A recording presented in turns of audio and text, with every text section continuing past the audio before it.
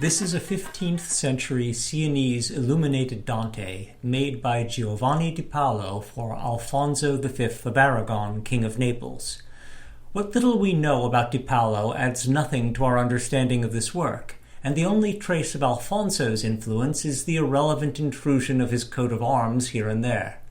The manuscript was illuminated as a show of wealth and prestige. It was a state treasure never meant to be read, and you, the present YouTube audience, are among the few to have ever seen it up close.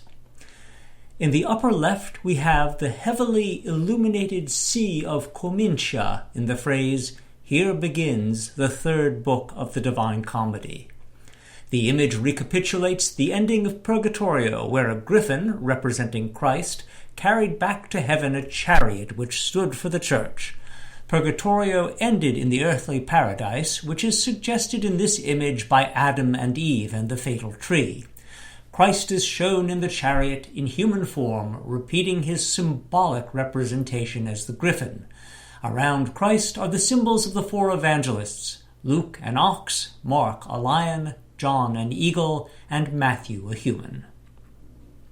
The following text from Canto 1 provides an almost complete explanation of the first illustration to this Paradiso. Apollo, god of the sun, make me a vessel able to accept the infusion of your power.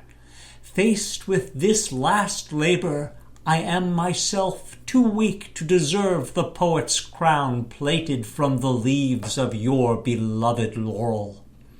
Till now the help of the Muses on their single summit of Parnassus was enough. Now I need you from your separate crest of that mountain to help me as well. So lofty is the song, it requires height on height. But with those twin peaks, yours and the Muses, emblazoned on my banner, I dare to level lance and canter down the lists of my final tournament. Enter my chest, possess me, Apollo, fill my lungs, swell my heart with confident skill, such as you showed when the satyr Marsyas challenged you to a musical duel, his flute against your harp, winner take what he likes. So sonorously did you defeat the brute with the flute, none dared dispute when you claimed his forfeited hide, tugging that other musician all at once out of his skin like a sword from a leather sheath. Apollo is offering Dante two laurel crowns, one for the part of his achievement which is due to the Muses, the other to indicate the additional power he has lent the poet. The laurel tree from which the crowns were culled is beside the god. The 9 Muses on a cloud above Parnassus point to Dante. Marsyas the satyr is shown at right, upright, competing with Apollo on the flute. He is bloody red since his skin on the ground has already been claimed by Apollo as the price of the flautist's defeat. A further detail requiring explanation is the black bird on which Apollo stands. This is a reference to the daughters of King Pyrrhus of Macedon, who challenged the Muses to a singing contest and paid for their defeat by being turned into birds, actually magpies, but the artist has given instead the closely related crow. The artist alludes to the citation of this myth in the opening canto of Purgatorio. At upper left we have the sun in a series of circles marked with 3 crosses. This represents Dante's elaborate astronomical metaphor, which we would need an astrolabe to describe in detail. But, in brief, when the lines of the zodiac, the equator, and the horizon unite in a plane at right angles to a line going through the Earth's poles, the metal outer bands of an astrolabe make 3 cross-shaped intersections. And that's why the sun is set in 3 blue bands marked with 3 golden crosses. It's a very technical and astronomical way of saying it was now the spring equinox. To the left is Glaucus, a Greek fisherman who ate a magic plant and was transformed into a marine deity. At left we see Glaucus already become a merman, being welcomed to the watery realm by Neptune and 2 other sea deities, which have no identifying attributes beyond their placement in the water. Dante uses Glaucus' transformation as a metaphor for his own transforming journey. Dante says, "He leaped into sea, translated from Greek to fish-tailed deity. To try and state it simply, to say I was, like Glaucus, superhumanized, would be to counterfeit, not coin a word. But his apt parallel will validate my claims to anyone God's grace grants mystical experience." We are shown the moment when Dante sees Beatrice staring right into the sun, and he himself does likewise, whereupon he rises with her into the skies. Beatrice explains that Dante's rise is a natural phenomenon. All things seek to realize their full potential and natural place. Lesser creatures do this automatically. All things hasten to their several ports across the great sea of existence, each with its own given instinct as a compass to guide it home. For humans, the journey towards their goal and purpose leads to God. The supernatural destiny of humans is shown by the 2 naked figures at the center of the literally pictured sea of existence. Unlike the animals, humans are drawn heavenwards not by physical laws or by instinct, but by intelligent love. And this is what we are shown at center. Love is winged, for it makes heavenward ascent possible. It is at the center of all the celestial spheres, for it carries us to the highest of these. Di Paolo, having done his duty by the high theological content of Canto 1, put his best energy into the cute creatures who are part of the great sea of existence.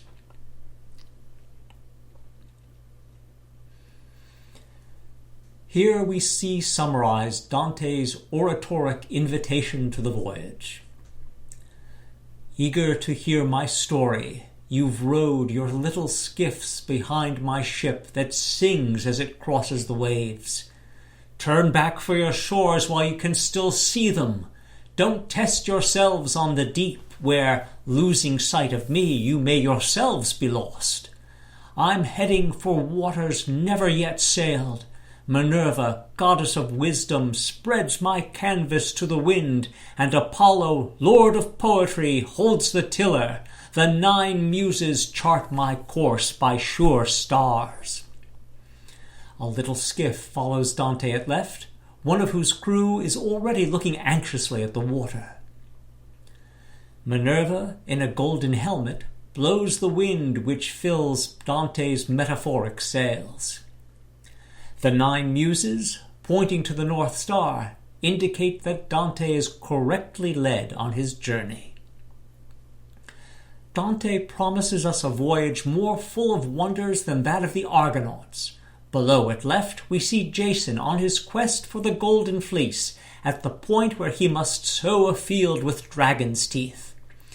Dante is still led by Apollo, who again stands on the magpie which represents the triumph of the Muses.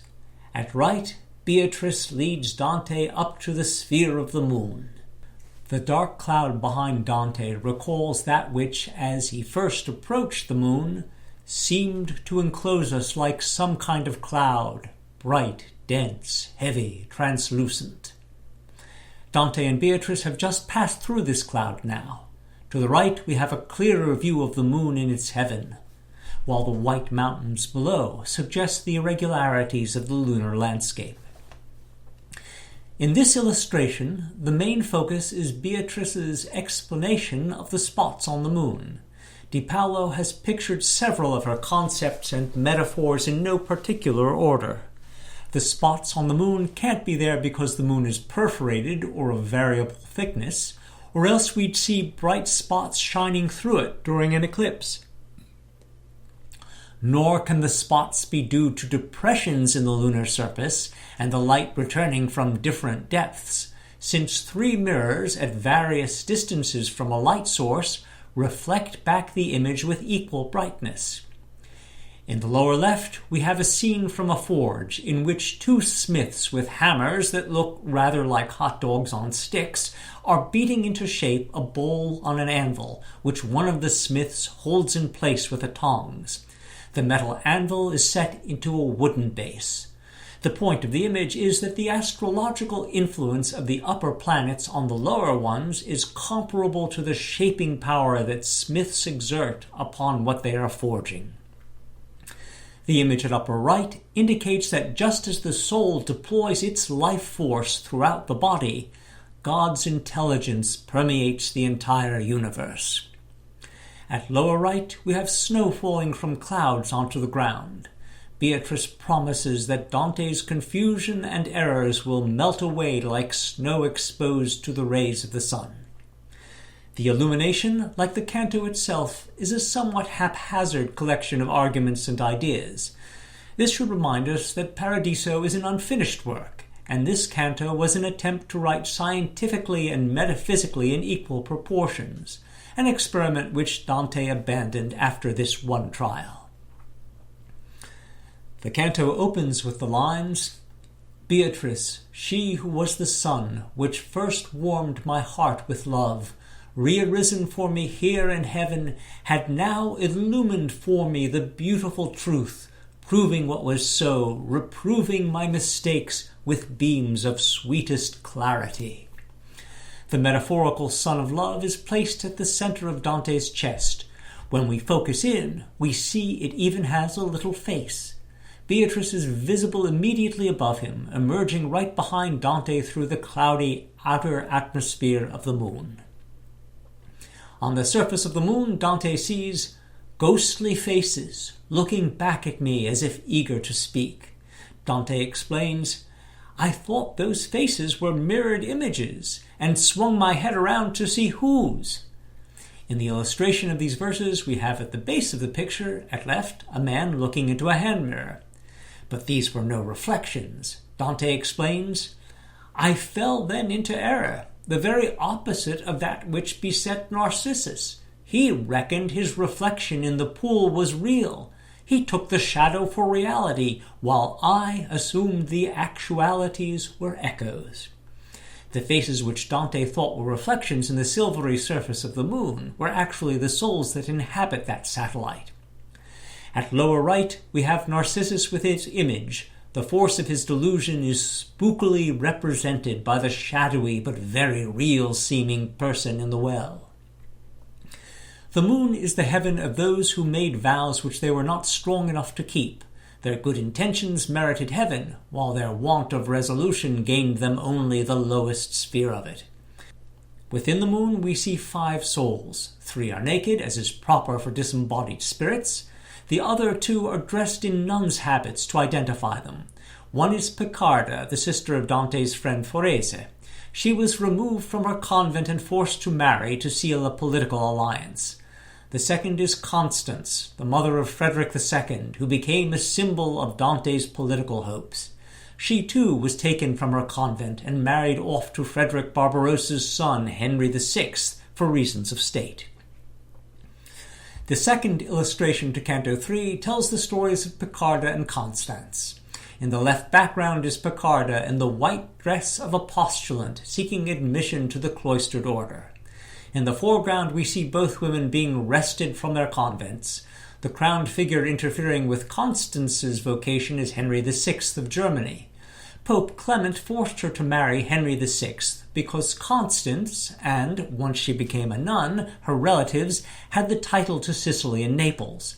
The marriage to Henry VI of Germany thus put the rulers of southern Italy north of the Alps, where they couldn't interfere with the Pope's political plans.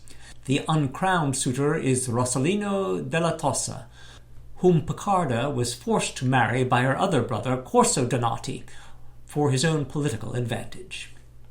At right we see Henry VI presiding over a city's demolition. We have no idea which campaign this refers to.